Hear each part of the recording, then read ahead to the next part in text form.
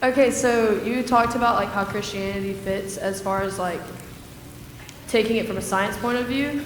So why don't other religions work in that? And why is it Christianity that's the only one that works as opposed to like Islam or Muslim is the same thing, but like other religions? Okay, so remember the first talk we did this morning? It was about the evidence for God in biology. And in that book, I write about 8 pieces of evidence, okay?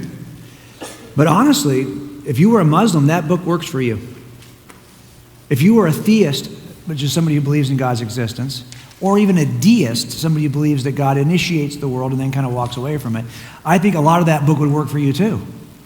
So that book will not get you to Christianity. If we stopped at the talk this morning, there'd still be no real reason to believe Christianity is true necessarily. Christianity is determined by the strength of the claims in the historical record related to Jesus.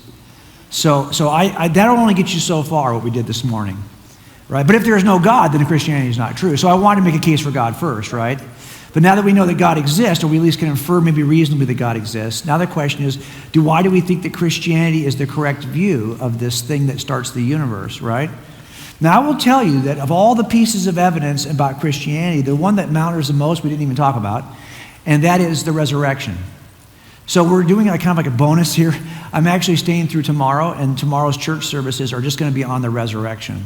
Why I think it's the most reasonable inference from evidence, okay? Because Paul says in 1 Corinthians 15 that if the resurrection is not true, we've been lying to you. And you have fallen for a lie from false witnesses, and you're to be pitied. You have no hope of a resurrection of your own, and nothing we've said is true. So to me, that's cool. So it all comes down to that one claim. That's where I camped. For about a month, I camped on that one claim. So I think that's what it comes down to. So because I trust that account is accurate, that pushes me in a slightly different direction, obviously. But the first talk we did will only get you so far. So I think that's where I stayed for a long time. I was somebody who was like, okay, I'm with you on the need for an extra natural first cause, but that's where I'm going to stay. But then at some point, you got to ask yourself, why are you not going the extra mile to determine if Christianity is true? And that's where I had to go next. So that's it. And by the way, I'm pretty neutral about that with people. So I'm not panicked if my own kids are in their 20s and they're not believers. Now, they are believers, but it wouldn't have panicked me if they were in their 30s. I was 35. So I try to be pretty neutral. I don't try to overstate the case. I think the case is strong. I don't need to overstate it in order for it to be compelling. But I'll just tell you this, there are some reasons why people reject a claim. And there's 3 reasons why anyone rejects a claim. One is, I call these the 3 reasons why someone would shun the truth, because I try to play on the word. The first reason is rational.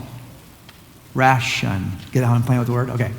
And you might say, well, there's just not enough evidence for this. So I have a rational objection, or I think the evidence doesn't point in that direction. Fine. But the second 2 reasons you shun the truth, I think, are even more common. And the second one is emotional. Look, I've known a lot of Christians. My dad was a Christian, you might say. I've known my friends were Christians. They're jerks. They're hypocrites. Well, this has nothing to do with the strength of the evidence. This is about an emotional response to somebody you don't like. I get it, but it's not a rational objection. That's more of an emotional objection. Or the third, which is volitional, that I don't want it to be true. Even if it was true, I'm not interested in that. Well, that's a matter of the will. So I think a lot of it for me is, I don't know sometimes where people are coming from. Is it really a rational objection? If so, I can offer the case. But if it's an emotional or volitional objection, what am I going to do about that? I can't change those two. So it's a matter of being realistic, and I just don't always know where I'm headed with people, so I try to be open-handed.